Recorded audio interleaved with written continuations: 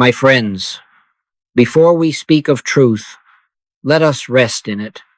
Before we attempt to understand, let us be still. For the deepest instruction does not come through words, and it is not received by effort. Be still, and know that I am God. That knowing is not an act of thinking. It is a yielding, a surrender, a holy pause in which the clamor of the personal sense subsides and the presence reveals itself. As I sat in the quiet this morning, there came to me, not as a thought, not as a conclusion, but as a gentle awareness that the greatest obstruction to spiritual unfoldment is not evil, not sin, not ignorance, but something far more subtle. It is that which appears good.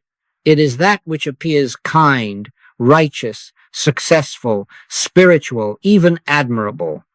And yet, my friends, it is possible to be very good and still be very far from God. Now, do not misunderstand me. We are not here to condemn goodness. God forbid that we should turn away from kindness, generosity, or moral living. But we are here to discern. We are here to see clearly. For the letter killeth, but the Spirit giveth life.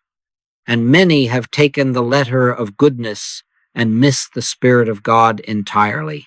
Let us, then, begin in the silence, not to stop thought by force, not to improve ourselves, not to become better men and women, but to lay down the burden of becoming. For Jesus did not say, become something, but rather, I and my Father are one. And that oneness is not achieved. It is revealed when the false sense of separation yields. In this stillness, we do not ask God for anything. We do not bargain. We do not plead. We do not promise. We simply acknowledge, Thou art nearer than breathing, closer than hands and feet. We acknowledge that the kingdom of God is not coming, not arriving, not waiting to be earned. The kingdom of God is within you, and within this kingdom, there is no striving, no comparison, no measuring of good and bad. There is only being. I would ask you, then, for this moment, to lay aside every desire to be spiritual. Lay aside the wish to heal, to improve, to demonstrate, to prove. Lay aside even the wish to understand what I am about to say, for the Christ does not enter a crowded consciousness. The still small voice is not heard in the marketplace of ideas. It is heard when the soul whispers, Speak, Lord, for thy servant heareth. This is not a lecture. It is not instruction in the ordinary sense. It is a listening together. It is a turning inward to that which has always been present, but which we have overlooked in our very goodness. And so, if at any point you feel resistance or discomfort or a quiet uneasiness, do not correct it. Do not analyze it. Simply notice. For the light does not accuse, it reveals. Remember, my friends, that the prodigal son was not lost because he was bad, but because he had gone out into a sense of himself apart from the Father.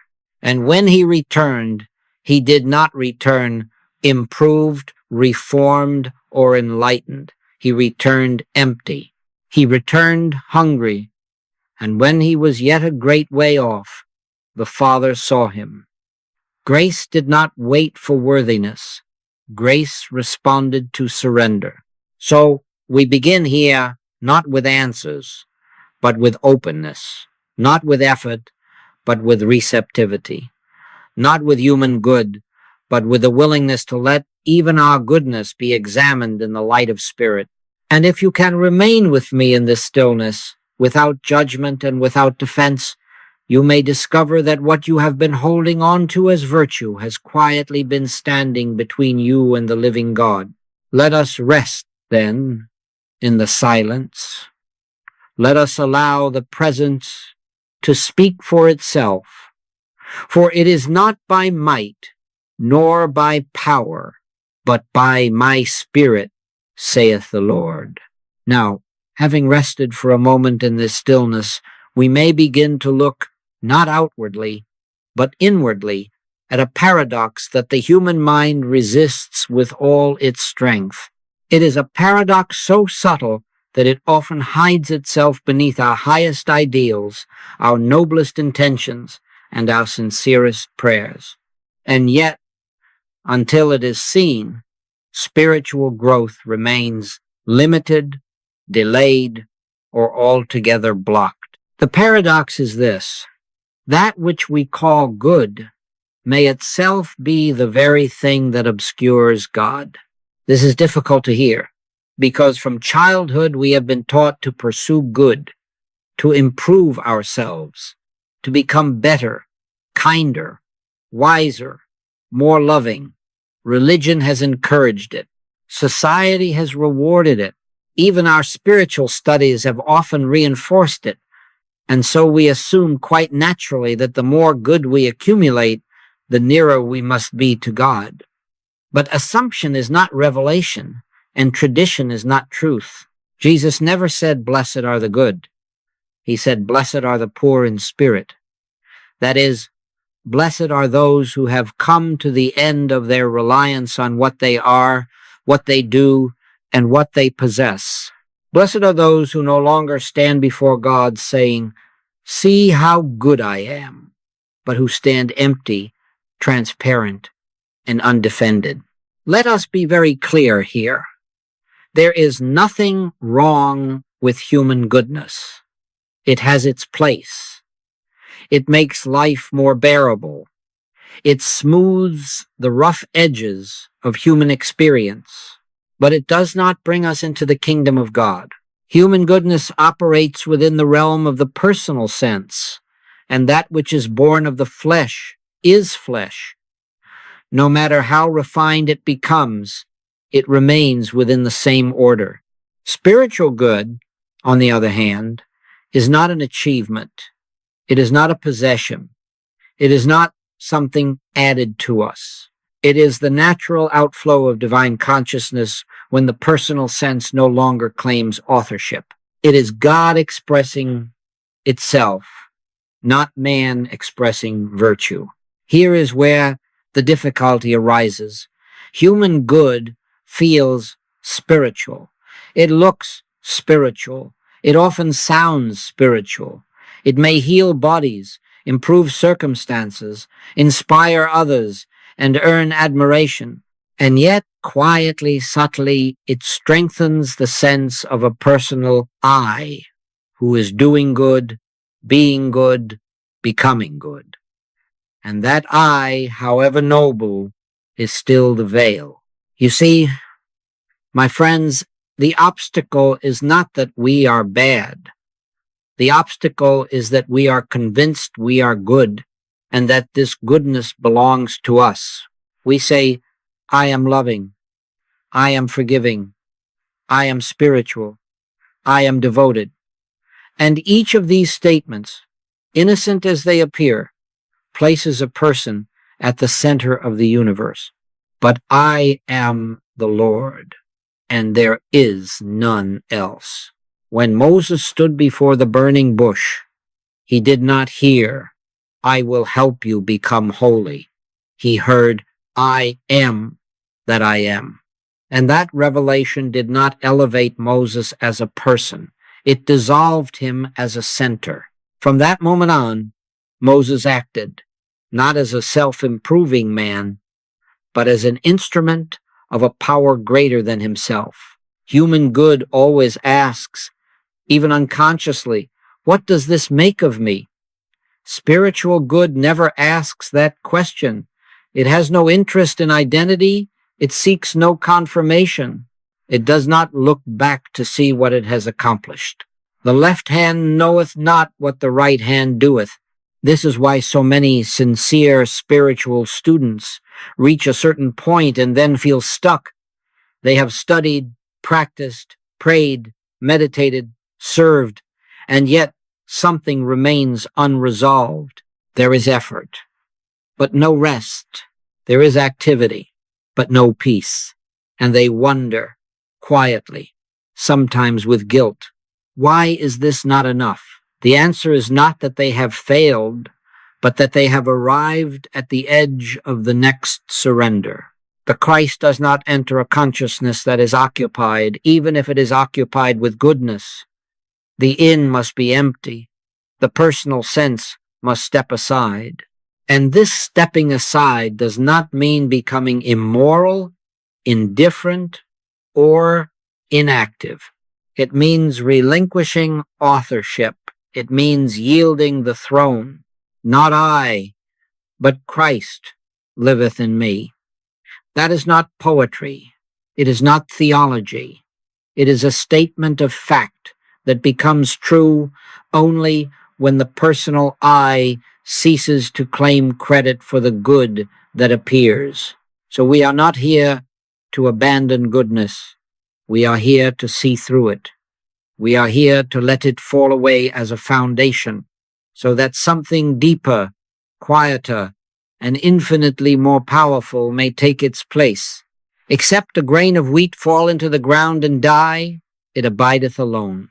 Human good, however admirable, still abides alone. Spiritual good abides in God.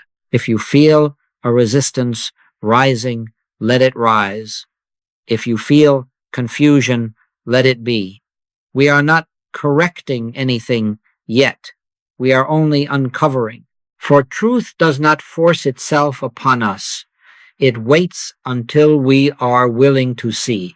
And so we continue, gently but honestly, into a clearer distinction, one that must be understood, not intellectually, but spiritually, between what appears good to man and what is eternally good in God.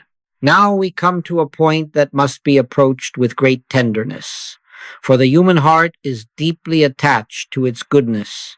We must look carefully, prayerfully, and without judgment at the difference between what the world calls good and what the Spirit reveals as good. For unless this distinction is clearly discerned, the student may spend a lifetime in sincere effort and never enter into rest. Human good always begins with a person. It begins with the sense of I. I must be better. I must be kinder. I must be more loving, more forgiving, more spiritual. And there is nothing wrong with this stage of unfoldment. Indeed, many have not even reached it. But we must understand that human good is an activity of the personal mind operating within the belief of separation. It assumes that there is a self apart from God that must be improved, educated, healed, or refined. Spiritual good, on the other hand, has no beginning in a person. It does not arise from effort, intention, or discipline. It is the natural outflow of divine consciousness when the belief in a self apart from God has yielded. Spiritual good does not do. It appears. It does not improve. It reveals. It does not come from man reaching God, but from God being known as all. The scriptures are very clear on this point, though we have often read them through human eyes. There is none good but one, that is, God. This does not mean that man is bad. It means that goodness does not originate in man. The moment we accept that goodness is personal, we have already departed from the spiritual realm into the human. Human good says, I am loving. Spiritual good says nothing at all. Love flows where the self has stepped aside. Human good says, I forgive you. Spiritual good sees no offender. Father, forgive them, for they know not what they do. That forgiveness did not come from moral superiority, it came from spiritual vision. Human good seeks to improve the world. Spiritual good reveals that the world is a manifestation of consciousness. Human good struggles with conditions, personalities, systems, and circumstances. Spiritual good rests in the recognition, I have overcome the world. Not by force, not by reform, but by seeing through the false sense that gave rise to it. This is why the human sense of goodness is always tiring.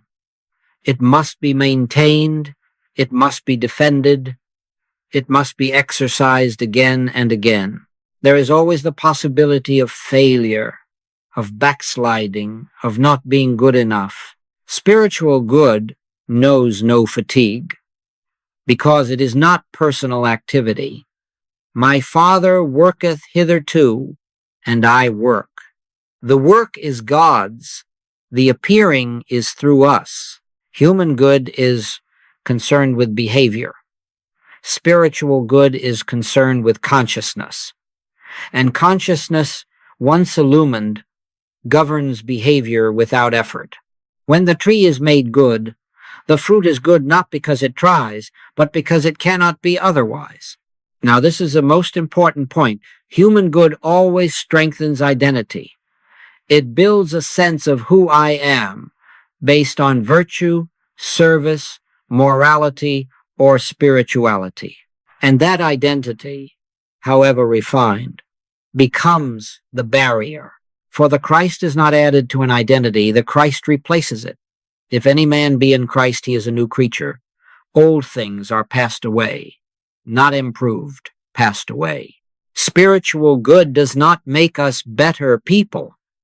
It makes us transparent instruments. It does not give us a higher status. It removes status altogether. He that is greatest among you shall be your servant, not because service is virtuous, but because when the personal sense dissolves, only service remains. You see now why this teaching is difficult. The human mind wants credit. It wants progress. It can measure. It wants assurance. It can point to. But the Spirit offers none of these. The Spirit offers only itself. And when itself is known, the need for assurance disappears. Let us be very gentle here. No one is asked to reject their goodness. That would only be another act of the personal will. We are asked only to see that human good cannot take us where we long to go. It can prepare the way, but it cannot cross the threshold. At some point, it must be laid down, not dramatically, not violently, but naturally, as a child lays down toys when maturity dawns. When I was a child, I spake as a child, I understood as a child, I thought as a child. But when I became a man, I put away childish things. Human goodness is not sinful. It is childish in the spiritual sense. And when spiritual maturity appears, it falls away of its own accord. So we are not condemning. We are discerning. We are learning to recognize when goodness is still ours and when goodness has become God's. For only in the latter is there peace, harmony, and the effortless flow of grace. Let us hold this quietly in consciousness, without striving to apply it. Truth applies itself. Our task is only to see. Now we must look honestly at why human good feels so close to spirit, why it can so easily deceive even the most sincere seeker. For if human good were crude or obviously false, it would not hold us. It holds us precisely because it is beautiful, admirable, and often effective. And yet, Satan himself is transformed into an angel of light. Error does not always appear as darkness. More often it appears as light that is slightly misplaced. Human good feels spiritual because it brings relief. It quiets guilt, softens fear, and gives the sense that we are moving in the right direction. When we are kind, when we forgive, when we serve, when we pray, there is a warmth in the heart and a peace in the mind, and we assume quite naturally that this must be the presence of God. But feeling better is not the same as awakening. Relief is not revelation. Human good also feels spiritual because it aligns with religious and moral teaching. It is praised from pulpits, rewarded by society, and encouraged in spiritual communities. We are told, be loving, be selfless, be generous, and when we succeed, we are affirmed. The ego does not resist this. It thrives on it. It gladly becomes the good one, the spiritual one, the devoted one. And all the while, the sense of a personal center remains intact, often strengthened. The personal sense has no objection to goodness as long as it remains personal. It will say, yes, I am growing. I am becoming more awakened. I am less selfish than I was. And the danger lies not in these statements, but in the unnoticed assumption beneath them, that there is someone progressing toward God. Yet the truth is, God is not reached by progress. God is revealed when progress ends. Human good feels spiritual because it often produces visible results. Relationships improve, health may return, circumstances may change. And we say, see, this works. But we must ask, what is working? Is it spirit revealing itself, or is it the human mind temporarily rearranging appearances? For even hypnosis can change appearances, and positive thinking can alter conditions, but neither touches the root. Spiritual good does not aim at results. It rests in truth, and results follow as fruit, not as proof.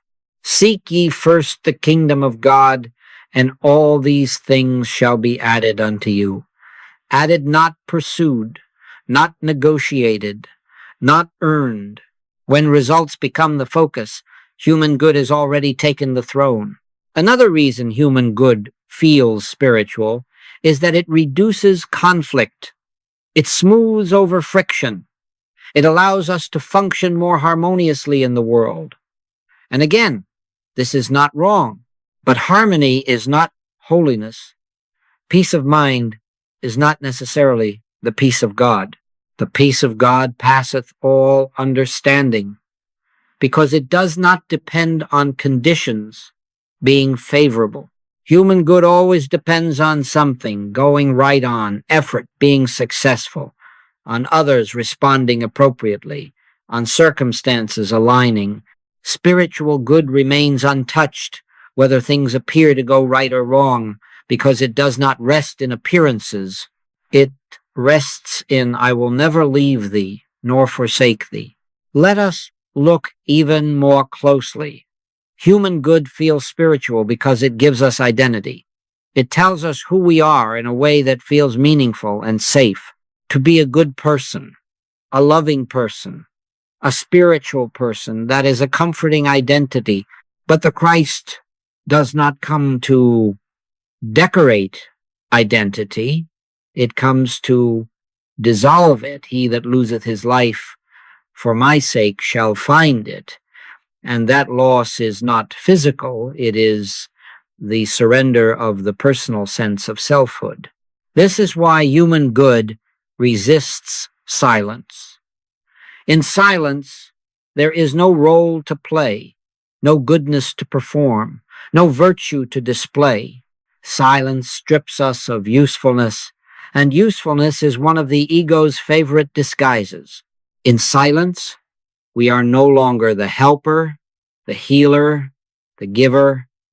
We are simply present, and for the personal sense, that feels like death. Yet it is precisely here, in this naked, role-less awareness, that spiritual good begins to appear, not as an effort, not as a practice, but as a natural radiation. Let your light so shine before men. Not make it shine, not polish it. Let it shine. Light does not strain to illuminate.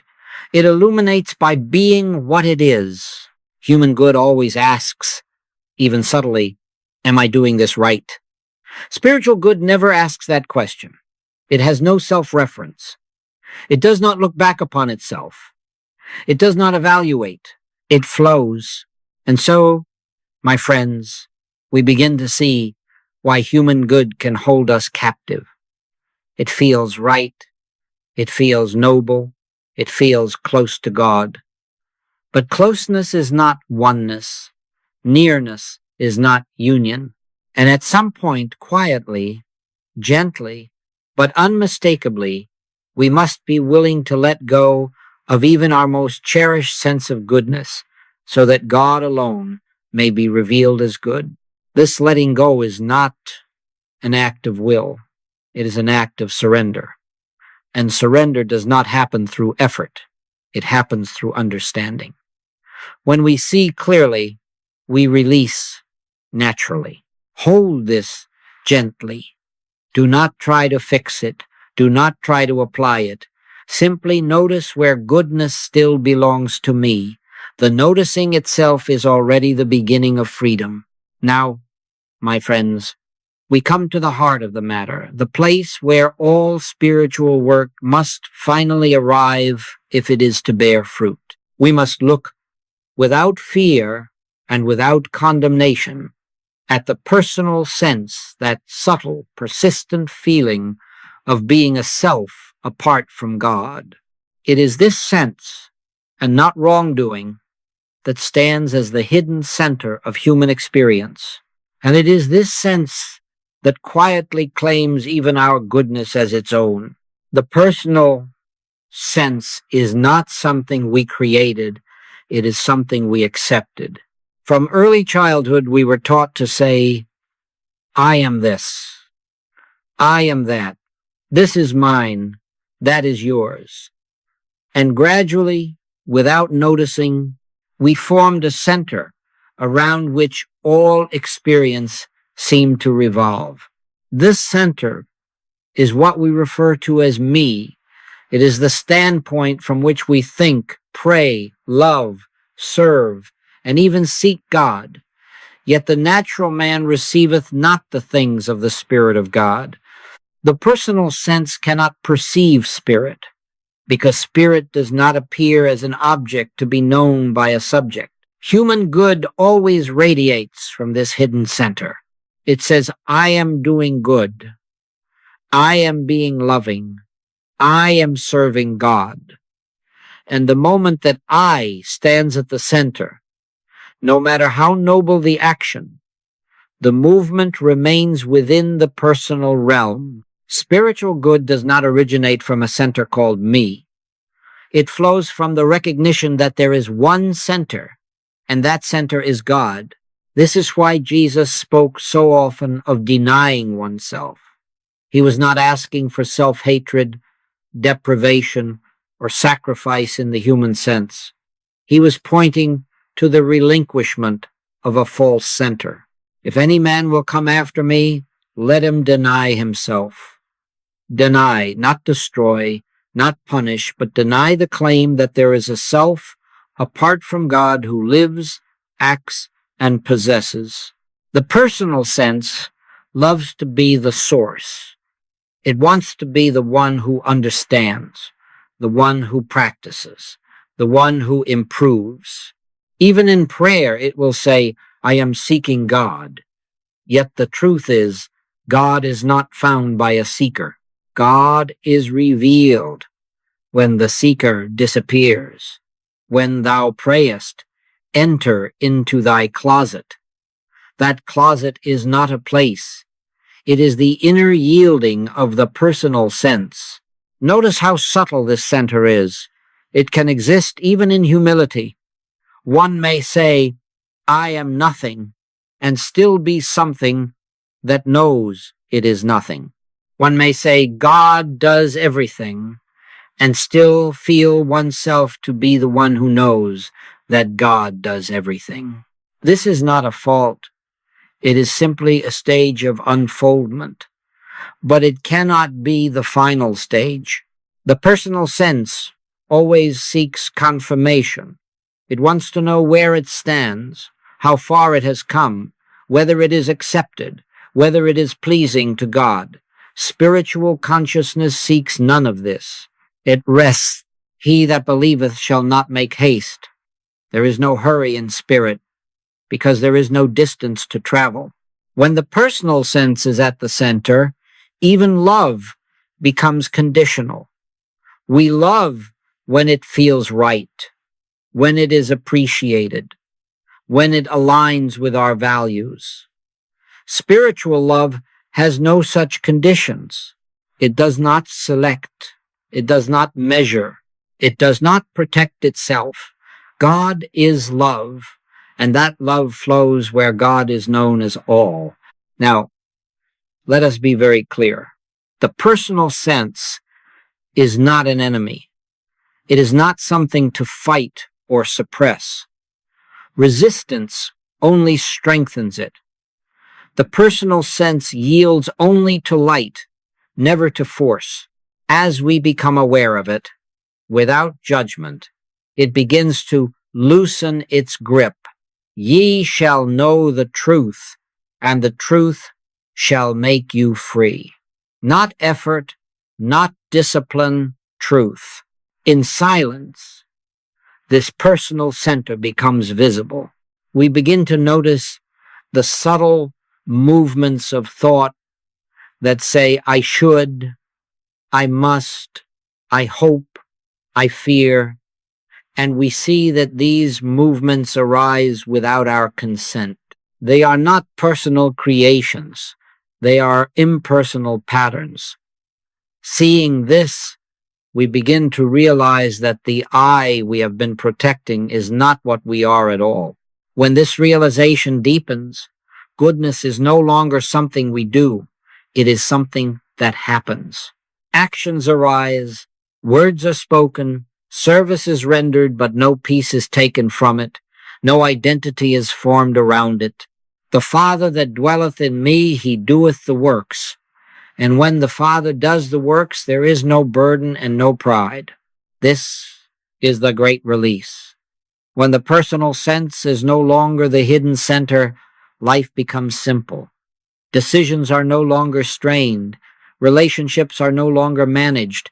Prayer is no longer an appeal. There is a quiet listening, a gentle following, a natural harmony.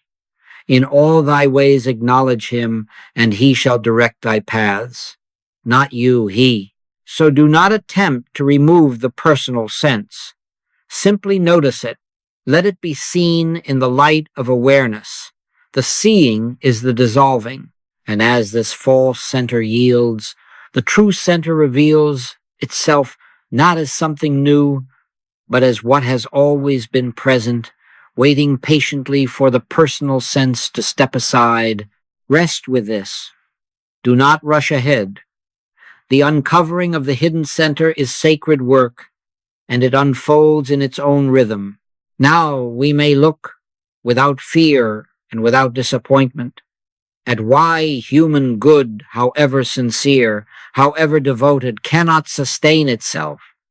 This is not because it is wrong, but because it is temporary.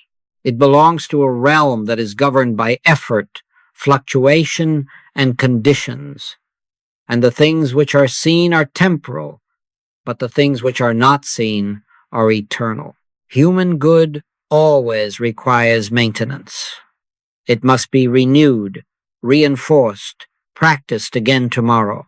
One must continue to be patient, continue to be forgiving, continue to be generous, continue to be spiritual. And while this may appear admirable, it is also exhausting.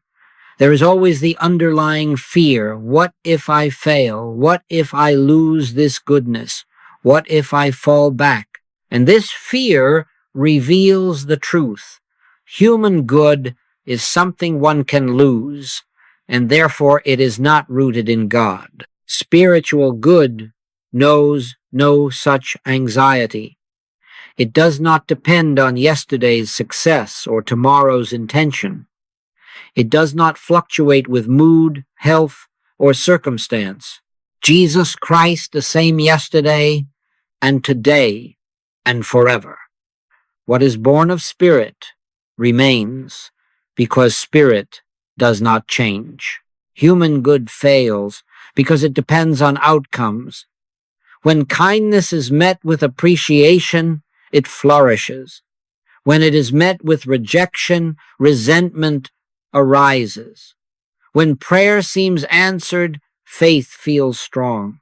When it appears unanswered, doubt creeps in. This reveals that human good is still bargaining with life, still measuring, still expecting return. Spiritual good expects nothing, because it knows that God is already all. Human good also fails, because it must operate in a world of opposites. Good is always contrasted with bad, success with failure, virtue with sin.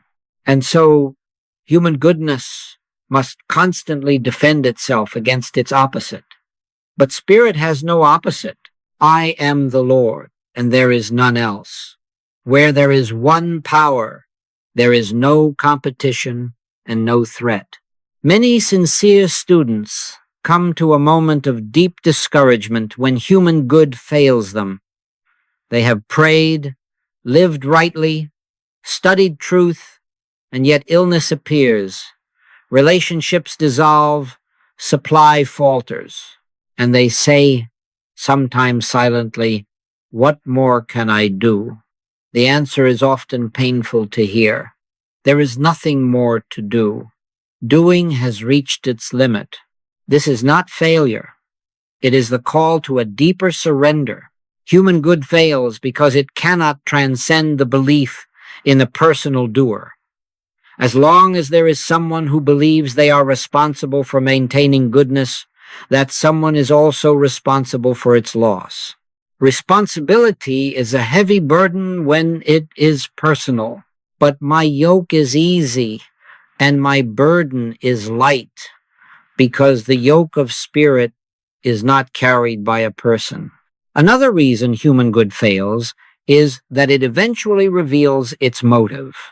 Beneath even the noblest intentions, there may be a desire for safety, approval, spiritual security, or divine favor.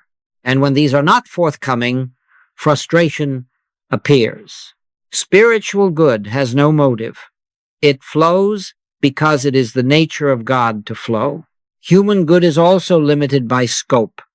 It tends to begin at home, extend to those we love, then perhaps to those we agree with, and only gradually, if ever, to those who challenge us. Spiritual good knows no boundaries. He maketh his sun to rise on the evil and on the good. It does not choose where to shine. And so, inevitably, human good reaches a point where it can go no further. It may refine itself endlessly, but it cannot cross into the spiritual realm. At that point, the student may feel stuck, dry, uninspired, or even disillusioned with spirituality itself. This moment is often mistaken for regression, but in truth it is initiation. It is here that the soul hears, perhaps faintly at first, "Cease ye from man, whose breath is in his nostrils. Cease not from kindness, not from love, but from reliance on the personal sense as the source. Cease from believing that goodness originates in effort. Cease from thinking that spiritual life is something to be managed. Human good fails because it was never meant to succeed as a final state. It is a bridge, not a destination. And when the bridge has been crossed, it must be left behind. To cling to it is to remain between worlds. There is no condemnation in this. There is only mercy. For when human good fails, it makes room.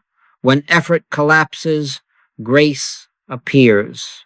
When the personal sense exhausts itself, spirit reveals itself as the only doer, the only giver, the only good, not by works of righteousness which we have done, but according to his mercy he saved us.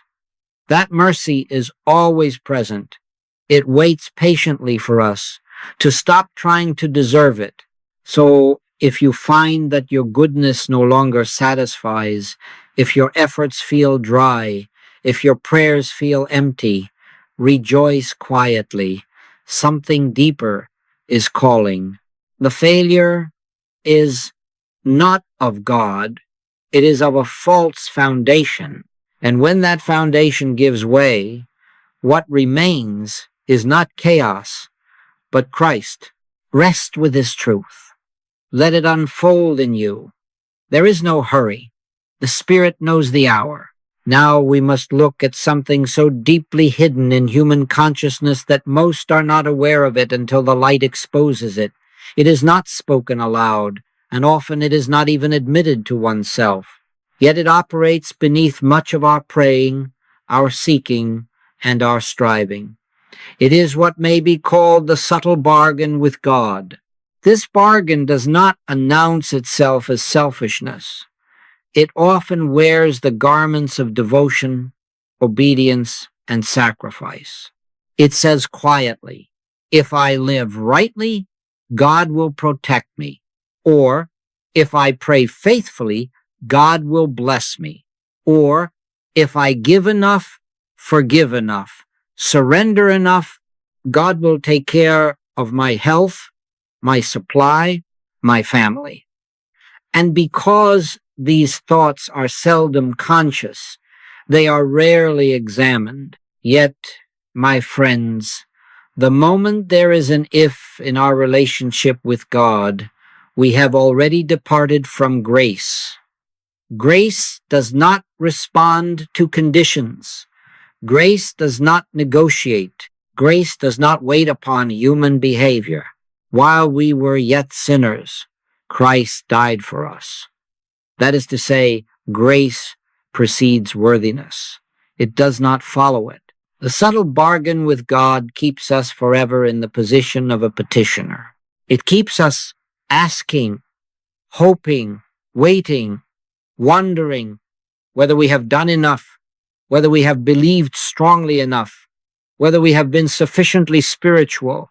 And this state of mind, however sincere, is not prayer, it is anxiety clothed in reverence. True prayer begins when bargaining ends. True prayer begins when the soul rests in the recognition God is.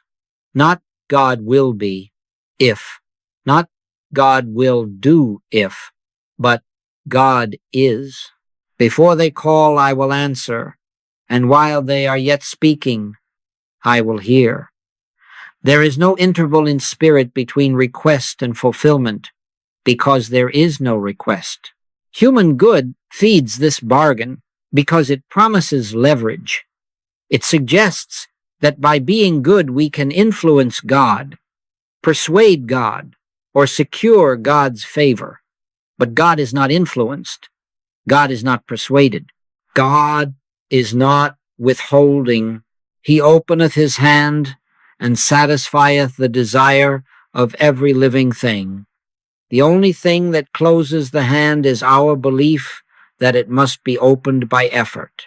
This is why so many prayers, though sincere, feel unanswered. They are addressed to a God who must be convinced, reminded, or moved. But your Father knoweth what things ye have need of before ye ask him. Then why ask? Not to inform God, but to surrender the belief that we are separate from the source of our good. The subtle bargain with God also keeps us measuring outcomes. When things go well, we feel affirmed. When things go poorly, we question ourselves. Where did I miss it? What did I do wrong? What more must I give up? And this endless self-examination only strengthens the personal sense. It never brings peace. Spiritual understanding dissolves the bargain entirely. It reveals that God is not a giver and man a receiver, but that God is the substance, activity, and life of man. I and my Father are one. There is no transaction in oneness. There is only expression. This does not mean that conduct is irrelevant. It means that conduct is not causative. Right action flows from right consciousness. It does not produce it. When the bargain ends, obedience becomes natural rather than strategic. Love is no longer a means to an end. It is the nature of being. The human mind fears letting go of the bargain. It asks, if I do not try to be good, will I become careless?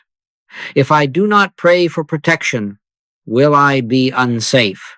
But this fear arises only because we have not yet trusted the law of spirit.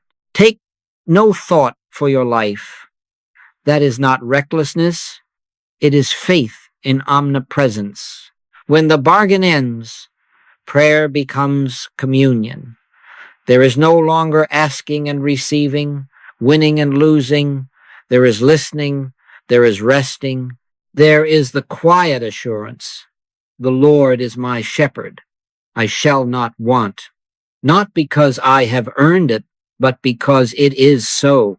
This is a decisive turning point in spiritual life. Many students linger here for years, unable to return to the old ways, yet afraid to release the bargain entirely. But when it is released, there is an immediate lightness. The burden of self-management falls away, and life begins to unfold with a simplicity that the human mind could never plan. Do not attempt to break the bargain by willpower. That only creates a new bargain. Simply notice where it operates. Let it be seen in the light of understanding. What is seen loses its power. And as this subtle transaction dissolves, something very gentle and very real takes its place. Not expectation, not hope, but trust. A trust that does not look ahead, because it rests in I am with you always. Now we come to a turning point that marks the passage from the outer courts into the sanctuary. It is a shift so profound that many pass it by without recognizing what has occurred. And yet, until this shift takes place, spiritual life remains largely a matter of effort, expectation, and disappointment. This is the movement from demonstration to revelation. Human good is always concerned with demonstration. It seeks to prove truth by results. It asks, does this work? It measures spiritual understanding by outer harmony, by improved health, better circumstances, happier relationships. And again, let us be clear, harmony does appear as consciousness changes. But when demonstration becomes the goal, truth is reduced to a tool, and God becomes a means to an end. Spiritual revelation is entirely different. Revelation is not something we cause, it is something we receive when the personal sense yields. Revelation does not aim at changing conditions. It reveals the nature of reality.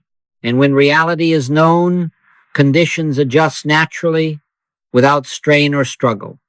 Seek ye first the kingdom of God. That seeking is not an activity. It is a surrender of false priorities. In the stage of demonstration, prayer is often directed toward a problem. We bring illness, lack, conflict, or fear to God and ask for correction. In revelation, prayer is no longer about problems at all. It is a resting in the recognition of God's allness. What God hath cleansed, that call not thou common. When God is known as all, there is nothing left to correct. Demonstration keeps the mind active. It asks, am I holding the truth correctly? Am I denying error strongly enough? Am I affirming rightly? Revelation quiets the mind. It asks nothing. It waits. In returning and rest shall ye be saved. In quietness and in confidence shall be your strength. This quietness is not passivity, it is receptivity. The human mind is uncomfortable here because it feels unproductive. It feels as though nothing is being done. But what is being undone is far more important. The false sense of a personal doer is loosening its grip, and as it loosens, the Christ reveals itself, not as an idea, but as living presence. Demonstration still assumes separation. A person here, a problem there, and God somewhere beyond, intervening if properly approached. Revelation reveals that there has never been separation. Lo, I am with you always, not after prayer, not after improvement, but always. This is why revelation cannot be forced. It does not come through intensity, repetition, or willpower. It comes when we are willing to let go of our need to see results. The desire for proof must die before truth can live. Except a corn of wheat fall into the ground and die, it abideth alone. The dying here is the dying of the need to demonstrate. When revelation dawns, even briefly, something changes permanently. We may still face challenges, but we no longer approach them with anxiety. We no longer try to fix life. We listen. We allow. We trust the rhythm of spirit. The steps of a good man are ordered by the Lord, ordered, not planned by human reason. This does not mean that action ceases. It means that action arises from listening rather than from fear. Words are spoken. Decisions are made. Service is rendered, but without tension. The sense of burden disappears because the weight of responsibility has been transferred from the personal sense to divine intelligence. In demonstration, we try to use truth. In revelation, truth uses us. And there is all the difference in the world between the two. Many students resist this shift because they fear losing control. They ask, if I stop demonstrating, what will happen to my life? The answer is simple. Life will be governed, not by chance, not by fate, but by divine law. The government shall be upon his shoulder, not upon yours. Let this be very clear. Revelation does not make us indifferent to the world. It makes us responsive in a deeper way. We are no longer reacting to appearances. We are responding to inner guidance. And this guidance does not shout, it whispers. It is heard only in stillness.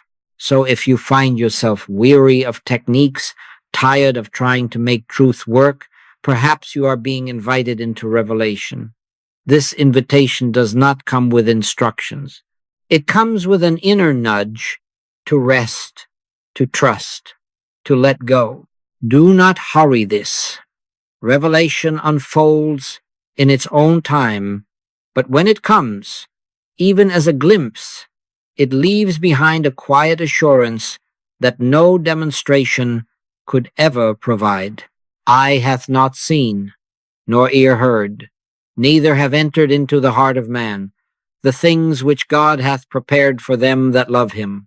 Those things are revealed, not achieved.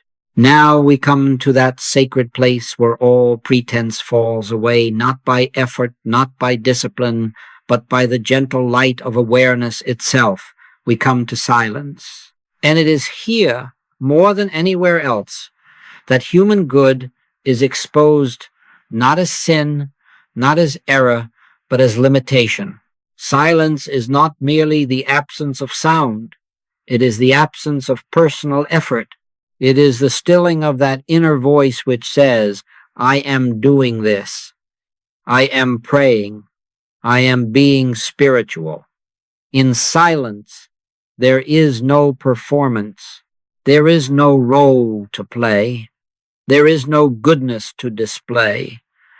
And this is precisely why silence is so revealing. Human good is comfortable with activity. It is comfortable with prayer that asks, with meditation that seeks results, with service that can be measured. But silence strips us of all these supports. In silence, we are not useful. We are not improving. We are not achieving. We simply are. And for the personal sense, this feels like standing on nothing. This is why many find silence difficult. They say, nothing happens, or I cannot quiet my thoughts, or I feel restless. But these are not failures of silence. They are revelations. Silence is showing us the movements of the personal sense that we usually cover with activity. It is uncovering the hidden need to be doing something, even something good. In true silence, prayer ceases to be words addressed to God and becomes communion with God. There is no longer a speaker and a listener. There is only presence. The Lord is in his holy temple. Let all the earth keep silence before him. That silence is not imposed. It is entered when the soul is willing to stop managing its relationship with God. Silence reveals motives without condemnation.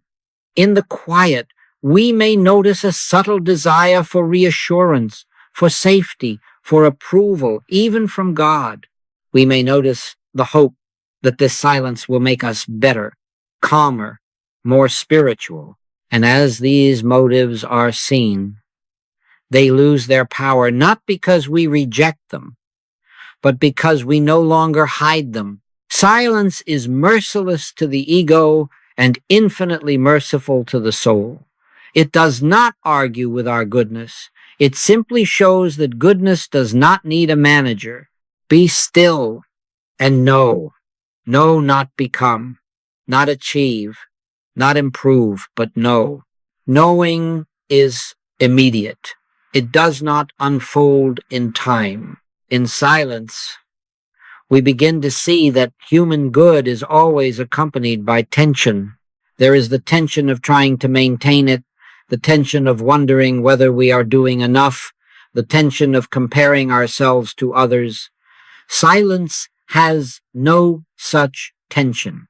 It rests, and in that rest, a different quality of goodness begins to appear, one that has no urgency and no self-reference.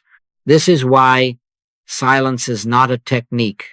The moment we use silence to get something, we have already left it. Silence is not a means. It is an end.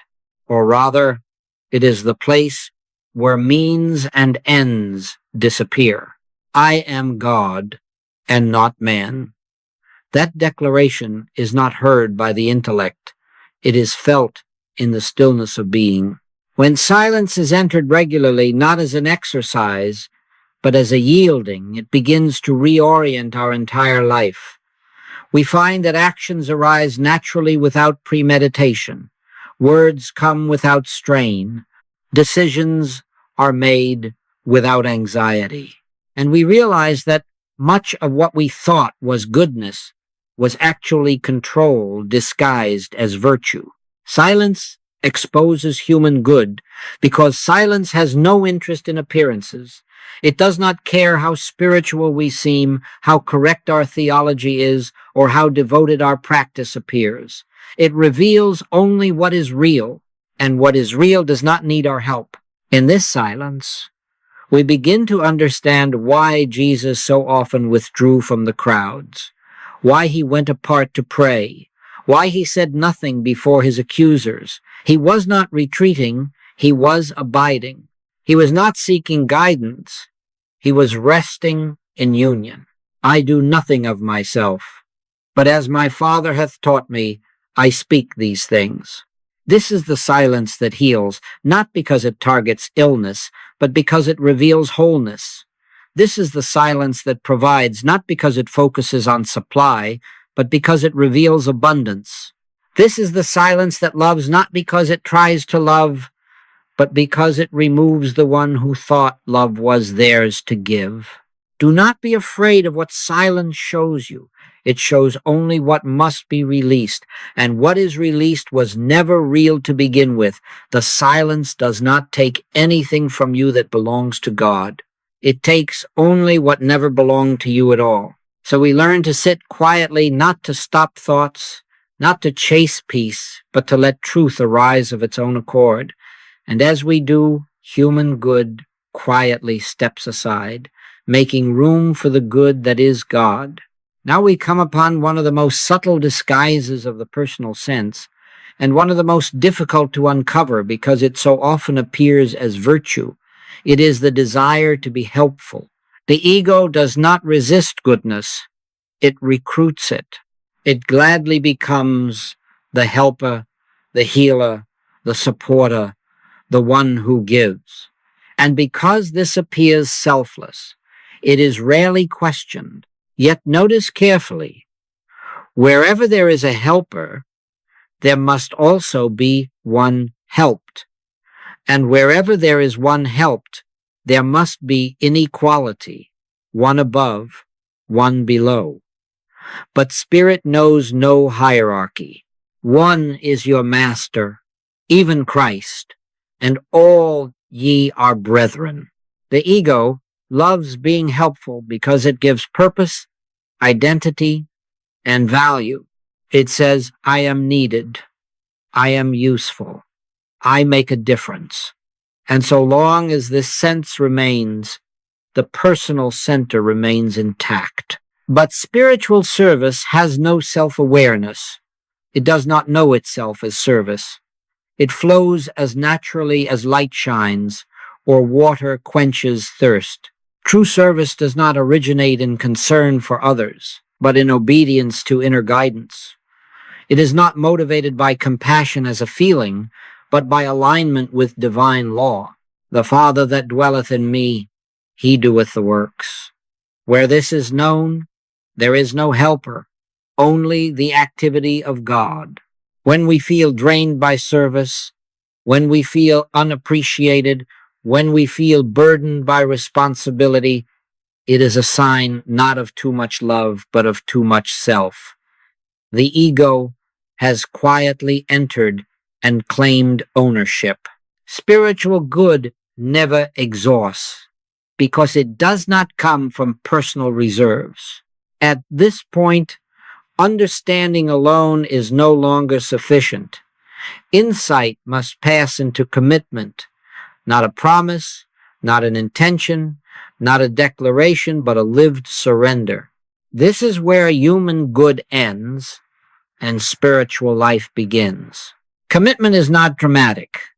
It may not be visible to anyone else, but inwardly, it is decisive. It is the moment one no longer reserves the right to live by personal will. Not my will, but thine be done. This is not resignation, it is liberation. Commitment means we no longer choose goodness selectively. We no longer decide where love applies. We no longer serve when convenient and withdraw when uncomfortable. Commitment places us in the rhythm of spirit, where action is not chosen but revealed. This is the point at which many turn back. For commitment removes the safety of control. It means trusting the invisible. But faith is the substance of things hoped for, the evidence of things not seen. Without commitment, faith remains theoretical. Let us acknowledge the fear. that arises here. It is real to human sense. The fear is not of chaos, but of disappearance. The fear is, if I no longer manage my goodness, who will I be? This fear must not be denied or spiritualized away. It must be seen. For perfect love casteth out fear, not effort, not reassurance love, and love appears when the false self is no longer protected. Letting go of human good feels like stepping into emptiness. But this emptiness is fullness. It is the womb of silence out of which true life flows. He that loseth his life for my sake shall find it. What is lost is not life, but limitation.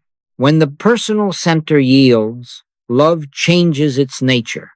It is no longer emotional, selective, or strategic. It does not ask, is this deserved? It does not ask, will this be returned? It simply is. This is the love of which Paul spoke. Charity suffereth long, and is kind, seeketh not her own.